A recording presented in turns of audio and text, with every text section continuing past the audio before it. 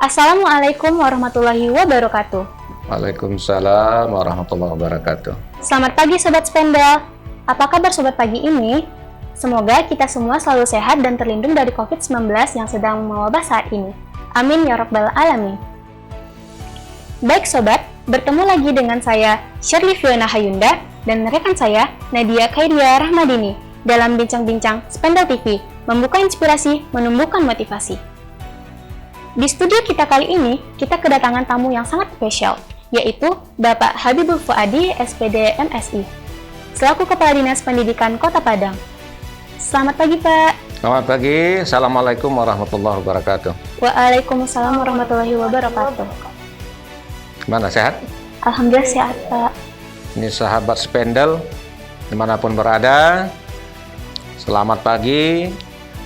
Bapak doakan semoga anak-anak semua dalam keadaan semangat dan terus berpikiran positif karena kita tetap dalam suasana pandemi COVID-19. Ya, mana? Ada yang mau kita bincang-bincangkan pagi ini? Ada. Ya. Sebelumnya terima kasih telah meluangkan waktu Bapak di studio kami, izinkan kami berbincang-bincang. Iya. Bagaimana menurut Bapak sistem pembelajaran tatap muka saat pandemi sekarang ini? Apakah ada kendala-kendala yang dilaporkan ke Dinas Pendidikan dan Kebudayaan? Jadi pembelajaran yang sekarang kita terapkan ya sejak Januari ya semester 2 tahun ajaran 2021 ini kita melihat pembelajaran tatap muka ini dengan pola blended, di mana separuh anak belajar di rumah, separuh belajar di sekolah. Kita pastikan ini memanglah bukan situasi yang ideal. Karena kita seyakin-yakinnya, pembelajaran yang ideal itu memang harus pembelajaran tatap muka. Cuman karena kondisi kita masih suasana COVID, kebijakan yang diambil, apa yang sekarang hari ini kita laksanakan. Jadi pengurangan porsi belajar dari sisi waktu, dari sisi kurikulum, dan dari sisi jumlah siswa, sehingga kita terpaksa mengambil jalan itu, karena kita juga tidak boleh menyerah dengan apa yang terjadi hari ini COVID-19. Sementara hak belajar anak itu kan harus tetap diberikan.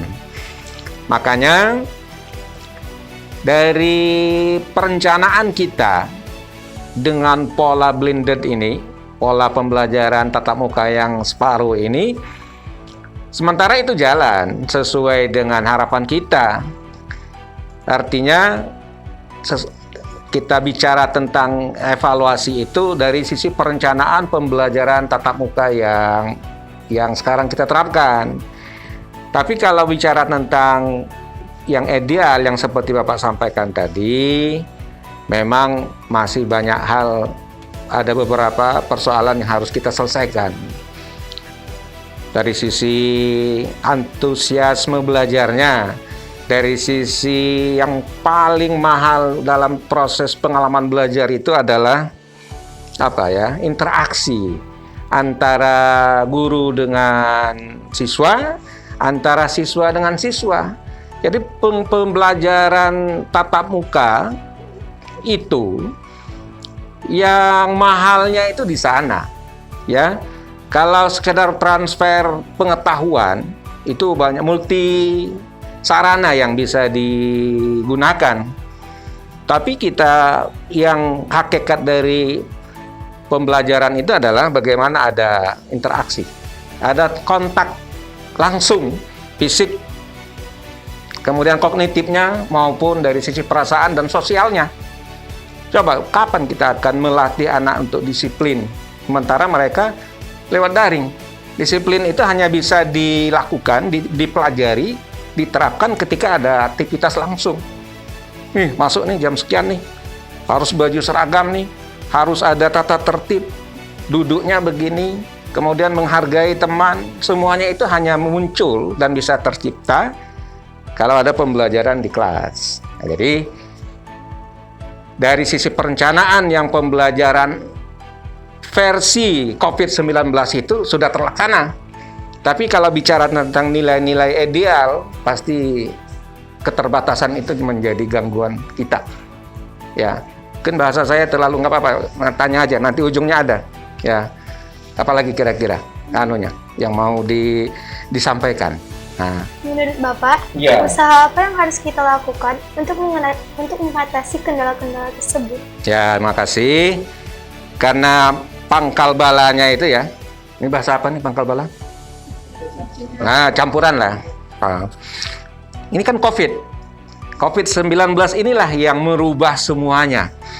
Maka berarti tantangan kita yang terbesar itu bagaimana supaya si COVID ini cepat berlalu, ya. Ketika seluruh warga negara ini punya komitmen yang sama untuk agar COVID ini segera berlalu dari negara kita, maka insya Allah semua persoalan pendidikan itu juga akan ikut terselesaikan. Tapi persoalannya hari ini kan masyarakat kita belum semuanya punya kesadaran seperti itu. Kita di sekolah oke, sudah ketat, di kantor-kantor sudah ketat, tapi di pasar, di mana-mana, di warung, orang seolah-olah menganggap COVID ini tidak ada. Walaupun alhamdulillah sejak Januari kita pembelajar tatap muka versi blended ini kan tidak ditemukan klaster baru di sekolah. Alhamdulillah, saya jadi ngeri-ngeri sedap juga ini kalau sempat ada klaster baru di satuan pendidikan, baik TK, SD, SMP. Kalaupun ada kasus kemarin waktu pesantren Ramadan, ada 3 atau 4 anak kita tuh yang ditemukan positif, tapi itu munculnya bukan dari ruang belajar, maksudnya bukan di lokasi di mana mereka belajar, tapi bersumber dari keluarga atau bersumber dari garin masjidnya. Dan itu cepat kita lokalisir. Alhamdulillah, ketika pesantren Ramadan pun ini tidak terjadi, ditemukan klaster baru. Jadi persoalan mendasar ketaatan, kepatuhan masyarakat dengan protokol COVID-19. Ini masker ini kan senjata utama. Masker, 3M ya. Apalagi? Jaga jarak. Kemudian cuci tangan. M2 lagi itu menghindari kerumunan. Nah, kan begitu ya. Kan menghindari tempat keramaian. Ramai berpotensi untuk terjadi kerumunan. Tidak mungkin kerumunan ini sendirian. Kerumunan itu definisinya orang hadir dalam satu lokasi, satu waktu, tapi dengan tidak mengatur jarak.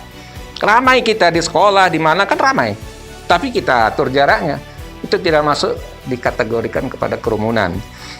Jadi yang pertama berarti menegakkan protokol COVID. Kemudian terkait dengan belajarnya. Nah, belajar kita kan sudah ada polanya. Kapan belajar di sekolah, bagaimana caranya, dan kapan belajar di rumah dan bagaimana caranya. Ini mungkin kepada apa namanya? Ini komunitas Spendel TV ini. Spendel apa namanya tadi? Mitra.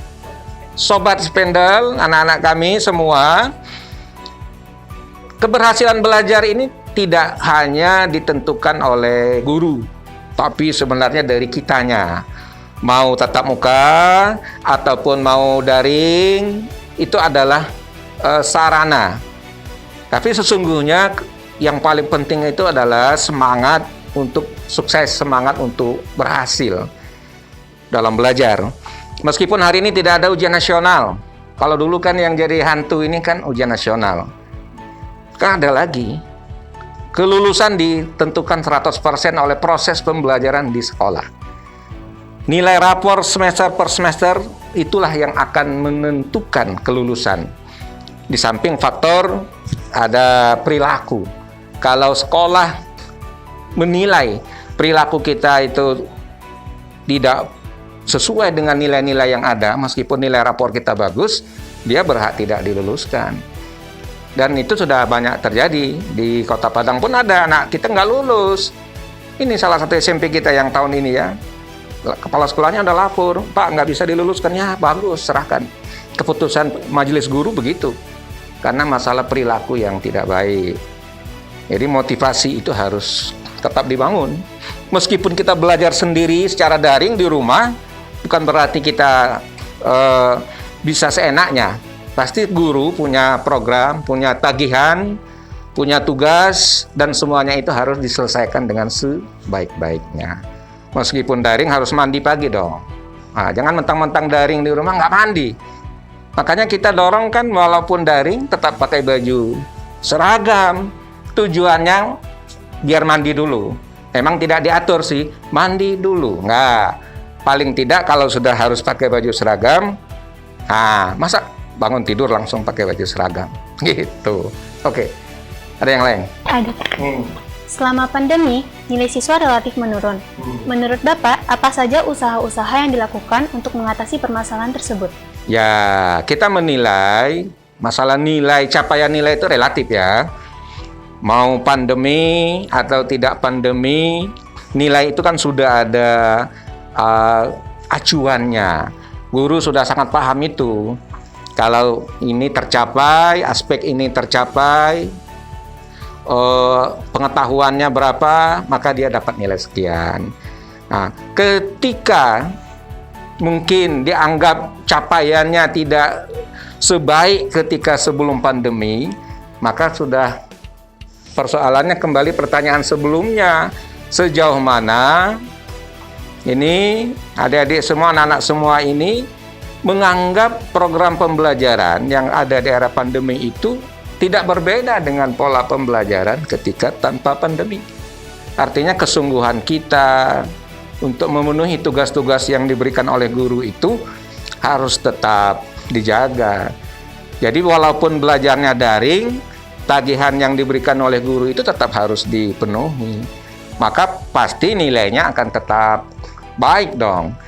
Guru tidak akan sia-sia kok. Guru kita sudah dilatih secara profesional untuk memberikan penilaian itu sesuai dengan capaian yang didapatkan oleh siswa.